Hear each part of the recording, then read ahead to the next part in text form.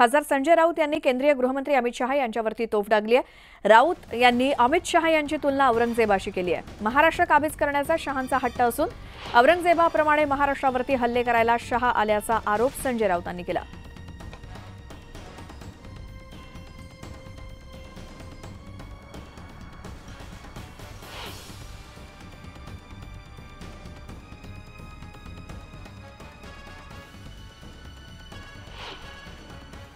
हा अमित शहा सारख्या लोकांचा हट्ट होता, जो हट्ट औरंगजेबाचा होता की महाराष्ट्र काबीज करण्याचा, महाराष्ट्र लुटण्याचा।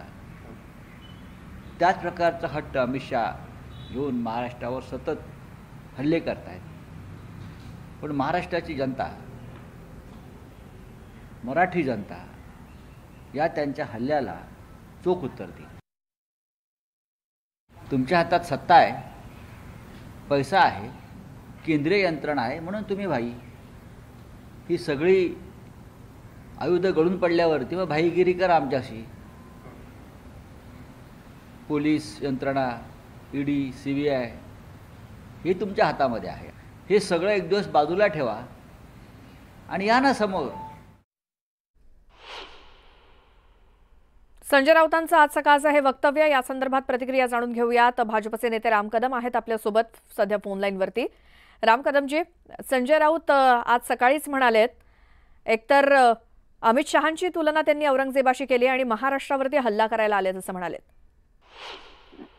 मुळामध्ये औरंगजेबावर प्रेम करणाऱ्या लोकांसोबत जे उबाटा गटाचे नेते सध्या आहेत, त्यांना शब्दप्रयोग करण्यापूर्वी आपण काय बोलतो आहोत याचं भान असणं आवश्यक आहे, पण ते दुर्दैवानं ते नाही।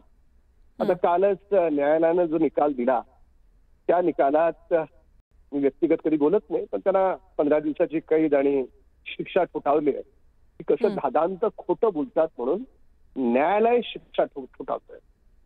त्याच्यामुळे वारंवार 30 वाक्य, त्याच गोष्टी लोकांना किती गृहीत धरतात हे, त्यांना या गोष्टीची कल्पना असणं आवश्यक आहे जी महाराष्ट्राला आहे की 2.5 वर्षाच्या सत्तेच्या काळात फक्त स्वतःची घरं भरण्याचं तुम्ही काम केलं आणि ह्या 2.5 वर्षाच्या आमच्या सत्तेच्या काळात आम्ही लाडक्या बहिणीच्या अकाउंटला पैसे दिले, आम्ही सगळे रखडलेले प्रोजेक्ट सुरू केले आणि हे लोक ही स्वप्न पाहतायत की त्या लाडक्या बहिणीच्या अकाउंटमध्ये कसे पैसे जाऊ नयेत। आणि आमच्या अमित भाईंबरोबर बोलण्याचा ना काय अधिकार हो, काय अधिकार? संघर्षातून, कष्टातून आज अमित भाई आमचा पक्ष मोठा झालेला आहे। आणि राहिला प्रश्न की वारंवार अशा प्रकारची विधानं या उबाटाच्या प्रवक्त्याकडून काय येतात, कारण त्यांचं मानसिक संतुलन ढासळलंय। स्वर्गीय बाळासाहेब ठाकरेंचे काय विचार होते, कधीच मी काँग्रेससोबत माझा पक्ष जाणार नाही। स्वतःच्या स्वर्गीय बाळासाहेब ठाकरेंच्या विचारांशी महागद्दारी करणारे हे लोक आता धर्मवीरविषयी बोलणार आहेत।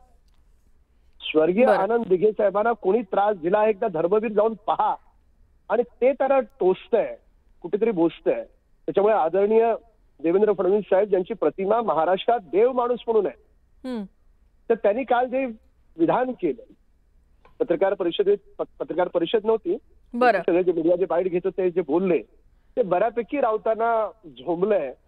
त्याच्यामुळे बिलकुल, आणि म्हणून अशी वक्तव्य येतात असं तुमचं म्हणणं आहे। धन्यवाद राम कदमजी, तुम्ही न्यूज 18 लोकमतशी या विषयावरती बोललात त्याबद्दल। आता पुढची बातमी आहे, धर्मवीर 2 या चित्रपटाबाबत सगळ्यांनाच उत्सुकता आहे। दरम्यान धर्मवीर 3 ची पटकथा मी लिहीन असं मिश्किल वक्तव्य केलं उपमुख्यमंत्री देवेंद्र फडणवीस यांनी। त्यावरून संजय राऊत यांनी टोला लगावला।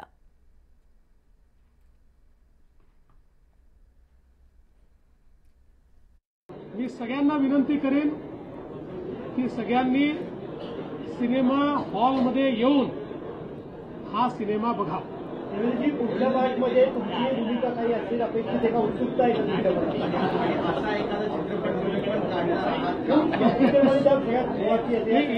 याच्या जो धर्मवीर 3 येईल त्याची पटकथा मिळली। फडणवीस जे काढतायत काय धर्मवीर 3, त्यांना काय धर्मवीर माहिती, त्यांना काय धर्मवीर माहिती। त्यांनी औरंगजेबावर सिनेमा काढला पाहिजे. महाराष्ट्र लुटाला जे नवीन औरंगजेब आणि अफजल खान येत आहेत दिल्ली आणि गुजरातमधून, त्यांनी त्यांच्यावरती सिनेमा काढला तर नक्कीच त्यांची चर्चा होईल.